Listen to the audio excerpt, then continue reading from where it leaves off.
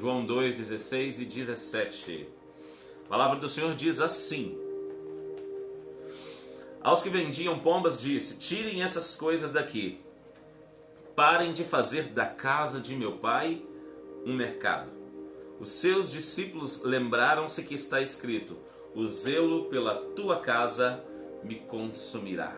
Estava escrito: o zelo pela tua casa me consumirá. Eu não vou ler o devocional inteiro, queridos, mas tem um trecho aqui do devocional que está no quarto parágrafo do devocional, né? É o terceiro parágrafo depois que começa a reflexão do pastor Webster, que diz assim: assim buscamos uma aplicação simples para os salvos nos dias atuais. Concluímos que devemos ser igualmente zelosos no que concerne as coisas pertencentes à igreja, à casa de oração. Vale lembrar que a palavra zelo quer significar interesse, desvelo, diligência e dedicação. Logo, podemos qualificar zelo como sendo um cuidado e dedicação intensos por alguma coisa ou por alguém. Louvado seja o nome do Senhor. Queridos, nós estamos falando hoje sobre cuidado, sobre o zelo, sobre aquilo que nós precisamos ter com as coisas do Senhor. Essa semana passada nós falamos sobre o patrimônio, né? Sobre o cuidado também. Acaba que as duas coisas se complementam, patrimônio e zelo. Precisamos ter zelo com patrimônio. Só que o texto de hoje reflete uma passagem que Jesus viveu ali naquele período da sua época. Quando ele entrou no templo, ele olhou para a mesa dos cambistas, ele viu aquele povo trocando dinheiro. Eu fico imaginando que seja, não sei quantos irmãos já foram no Paraguai e chegaram a trocar, fazer o câmbio do dinheiro para comprar lá, ou chegou comprando já em reais, mas existem aquelas pessoas que fazem a troca do dinheiro para que você compre sem problema nenhum. Como o povo de Jerusalém estava disperso em vários locais, como na época da Babilônia e outras diásporas, vamos assim dizer, o povo judeu espalhou e eles vinham adorar uma vez por ano em Jerusalém, né? Ou até mais vezes, eles vinham trazer os seus sacrifícios para serem ofertados pelo sumo sacerdote no templo em Jerusalém. Às vezes a viagem era curta, às vezes a viagem era longa. Algumas pessoas vinham de outros locais, de outros países, de outros reinos, com moeda diferente. É como alguém que vem para o Brasil com dólar, com euro, né? Ou com outra moeda diferente. Então tinha essa casa de câmbio, que com o passar do tempo, ela foi tomando conta do pátio dos gentios, né? Onde os gentios habitavam, onde eram levadas ofertas ali no templo de Israel. Agora imagina você, irmãos, eu começo a imaginar, eu consigo imaginar que estava aparecendo uma 25 de março, ali no templo de Israel. Imagina você entrando do templo para adorar, né, para trazer seu sacrifício, e pessoas gritando, pessoas, mesas, cambistas, pombas voando, muitas coisas acontecendo, né? E quando aquele povo estava ali fazendo aquelas coisas, quando aquele povo estava ali fazendo a troca, esse câmbio, essas vendas, Jesus olhou para aquele lugar que deveria ser um local de oração e viu que se tornou um negócio. Então ele ficou irritado, ele ficou irado. O zelo, o cuidado da casa de Deus tomou conta de Jesus. Então a taça dele encheu, vamos assim dizer. Naquele momento ele foi até a mesa dos cambistas, ele virou a mesa. Imagina moedas caindo, imagina pombas voando, imagina as gaiolas se abrindo, imagina um alvoroço e todo mundo olhando o que Jesus estava fazendo. Foi essa cena.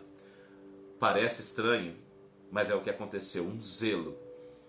Algo que realmente Jesus fez porque ele estava cheio.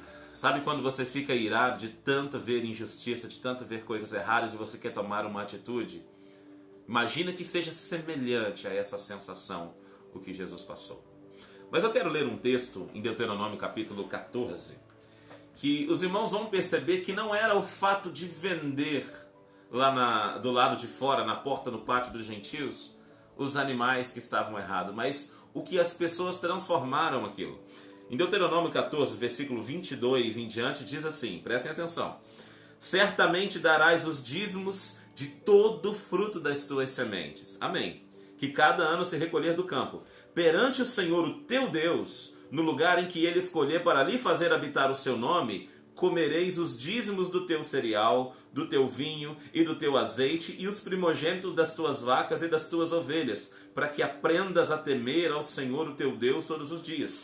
Porque quando alguém levava um sacrifício, queridos, por exemplo, o sacrifício de um animal e a carne era cozida, parte daquele sacrifício ficava com a família, né? Segundo o que a Bíblia nos conta, o sacerdote poderia enfiar o garfo dentro da panela e aquilo que ele tirasse, a família se alimentava. Mas aí continua dizendo aqui no versículo de número 24: se o caminho, porém, for longe demais, porque Deus escolheu Jerusalém para colocar o seu templo, se o caminho for longe demais, de modo que não possas levar, por estar longe de ti, o lugar que o Senhor, o teu Deus, escolher para ali pôr o seu nome, quando ele tiver abençoado, então vende-os. Ou seja, vende o seu animal, vende o animal que será sacrificado ou o que tiver de ser.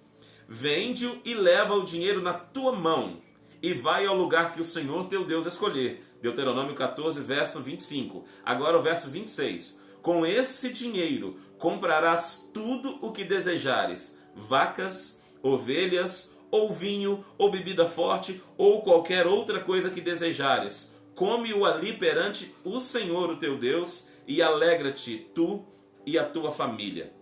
Olha que interessante. O Senhor não deixou isso aqui como regra, isso aqui era uma exceção para quem morava longe. Uma exceção para quem habitava distante. Não ia levar a sua ovelha num caminho muito longo. Hoje nós temos condições, alguém tem aí um carro que possa conduzir animais, né? Uma caminhonete que possa assim acontecer, apesar de que a lei já não permite mais. Mas eu lembro que quando criança era comum passar uma Fiorino, passar uma pampinha, que a gente costumava dizer, uma picapinha, com um porco em cima dela, ou 2 ou 3, o que coubesse. Ou algum cabrito, né? Era normal isso acontecer. Se acontece hoje em dia, a polícia já te para porque há leis que não permitem mais. Mas acontece que naquela época não tinha essas condições todas, né? Poderia ter uma carroça, mas e a distância que o animal deveria percorrer?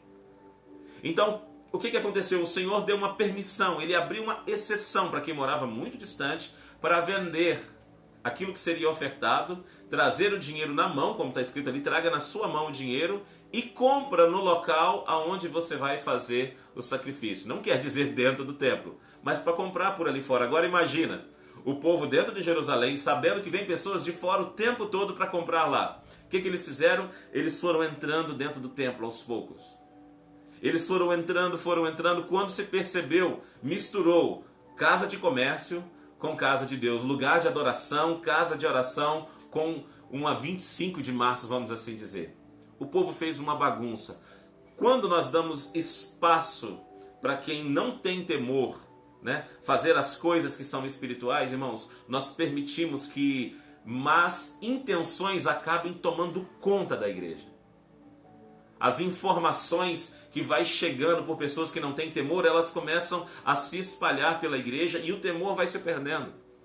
Por isso que é muito importante nós estarmos atentos às coisas que estão acontecendo hoje.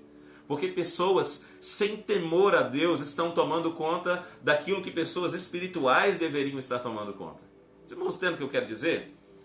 Talvez alguém vá lá e estuda teologia, participa de um seminário, mas não tem uma vida de entrega de verdade com Deus e começa a doutrinar a igreja do Senhor no mundo. Essa pessoa faz um trabalho excelente na forma material, na estrutura, na propaganda, a igreja cresce. E todo mundo acha que aquele formato é o formato certo de uma igreja se viver e na verdade não é. Não é porque deu certo que Deus está aprovando.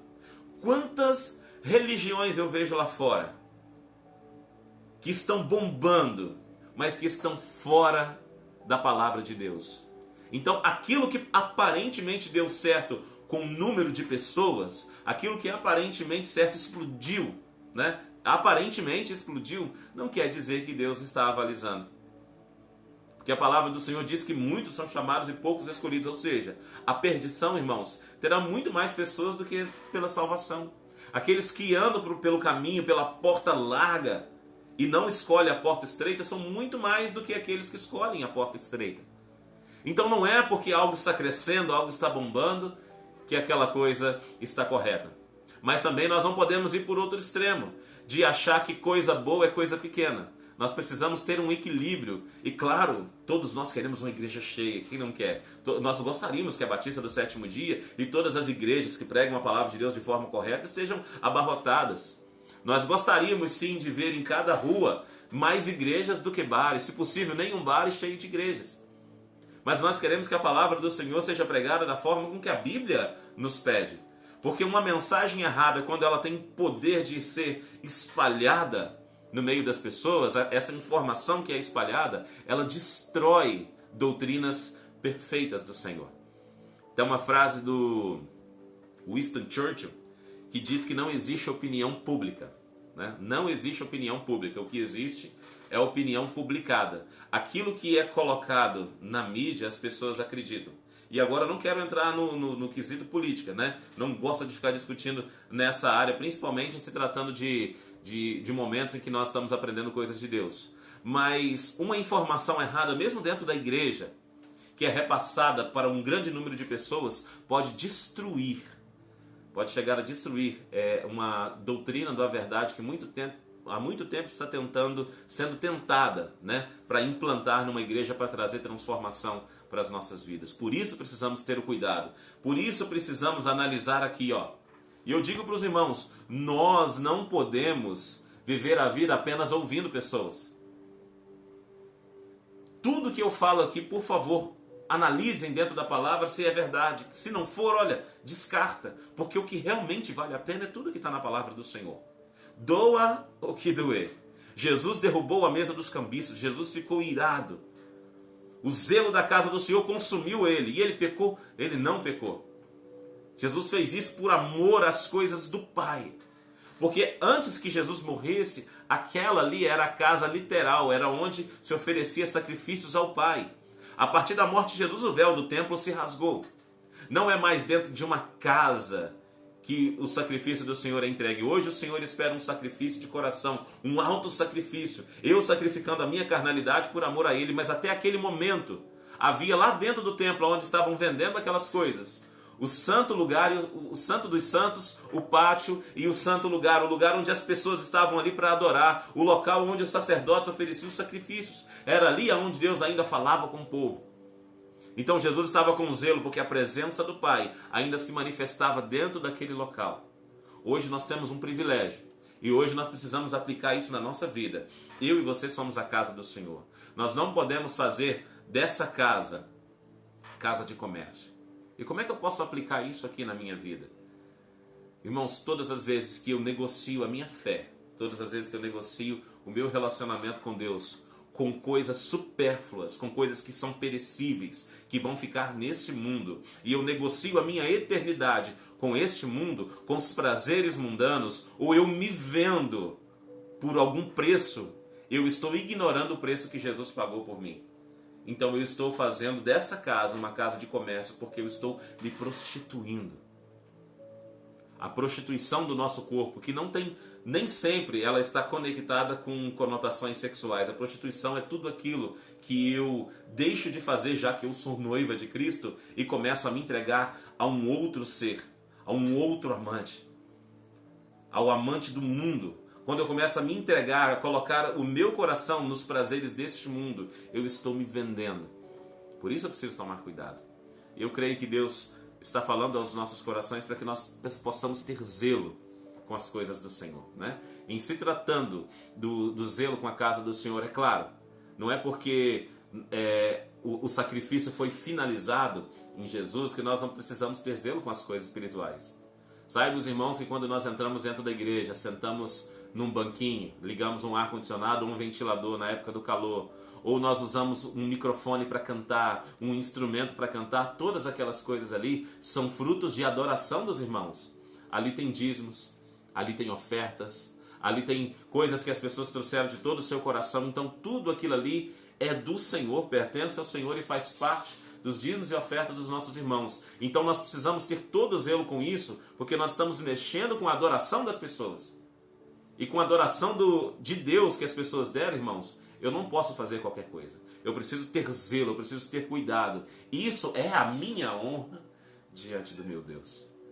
Amém? Tenhamos zelo com as coisas espirituais. Agora nós não estamos falando de zelo espiritual. Agora estamos falando de zelo com as coisas naturais, físicas, palpáveis. Precisamos sim ter zelo. Precisamos ter cuidado com a nossa igreja. Precisamos ter amor com as coisas do Senhor. Louvado seja o nome do nosso Deus.